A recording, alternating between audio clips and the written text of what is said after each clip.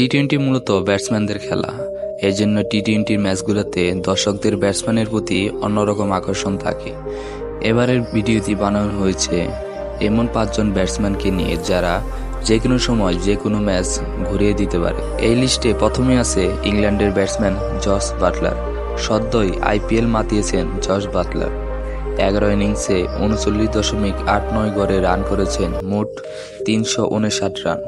সেখানে strike rate 141.78। আইপিএলে 2টি সেঞ্চুরি রয়েছে তার, অর্থাৎ নিজের দিনে একাই ম্যাচ ঘুরিয়ে দিতে পারেন এই ব্যাট। লিস্টে দ্বিতীয় নম্বরে রয়েছে South African batter Heinrich Klaasen. মূলত মিডল অর্ডারে ব্যাটিং করে থাকেন এই প্রোটিয়া ব্যাটার। অস্বাভাবিকভাবেই তাই তার দায়িত্বটা ম্যাচ শেষ করে আসা, আর এই কাজটা বেশ দক্ষতার সঙ্গেই করেন তিনি। ক্লাসেন ঝড়ের মুখে পড়লে বোলারদের খবর আছে, কেননা নিজের দিনে প্রতিপক্ষদের বোলারদের কচুকাটা করতে একটু দ্বিধা করেন না তিনি। বিশাল বিশাল সব ছক্কা মারার দায়িত্ব যেন নিজের কাঁধে তুলে নেন এই প্রোটিয়া ব্যাটার। লিস্টের তৃতীয় নম্বরে রয়েছে ভারতীয় ব্যাটার বিরাট কোহলি। সময়ের সেরা ব্যাটারদের তালিকা করলে সেখানে কোহলির জায়গা না দিয়ে উপায় নেই। টি-টোয়েন্টি বিশ্বকাপে সর্বাধিক রান নিজের নামে পাশে রেখে বিশ্বকাপ শুরু করবেন কোহলি।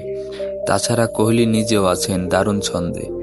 সদ্য শেষ হওয়া আইপিএলে সর্বোচ্চ রান সংরক্ষণ তিনি। যেই স্ট্রাইক রেট নিয়ে তাকে সমালোচিত হতে হতো, সেই স্ট্রাইক রেটেও বেশ মনোযোগ দিয়েছেন তিনি। তা আশা করা যায় এবার বেশ ভালো কিছু করবেন বিরাট কোহলি। কোহলির পরে রয়েছেন পাকিস্তানের ক্রিকেটার বাবর আজম। ব্যাট হাতে লম্বা সময় ধরে পাকিস্তানের সেরা ক্রিকেটার তিনি।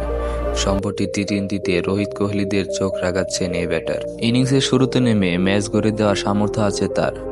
তবে বাবর আজমের সবচেয়ে বড় সমস্যা হচ্ছে স্ট্রাইক রেট। তবে সর্বশেষ আয়ারল্যান্ড সিরিজে দেখা গেছে সেই সমস্যা কাটিয়ে উঠেছেন বাবর। আর এই স্ট্রাইক রেট যদি বিশ্বকাপে ধরে রাখতে পারেন তাহলে বোলারদের কপালে দুঃখ আছে, এটা বলা যেতেই পারে। এই লিস্টে সবার শেষে রয়েছে ট্রাভিস হেড।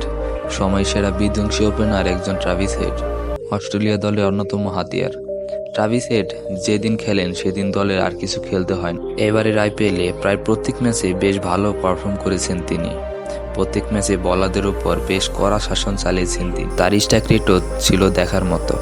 তাই অস্ট্রেলিয়া তার কাছ থেকে এবার ভালো কিছু আশা করে।